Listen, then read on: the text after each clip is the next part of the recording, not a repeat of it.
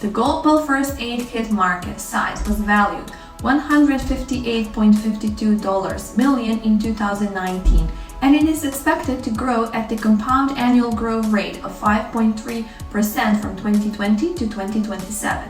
Due to the increasing number of road accidents, the increasing number of emergencies in families and offices, and the increasing global awareness of first aid producers, the demand for first aid kits is also increasing. Now, let me tell you the main popular types of first aid kits in the future. Number 1. Common first aid kit. At present, common first aid kits are the most popular on the market because they can be used for a variety of first aid producers. They are preferred in home and office environments. Common first aid kits include plasters, gauze designs, sterile eye designs, bandages, safety pins, tweezers, scissors, alcohol-free cleaning wipes, adhesive tapes, thermometers, skin rash creams, insect bites and stingers of spray, pain reliefs, cough medicines, anti-steaming creams, distilled water, and eye washes. Number 2.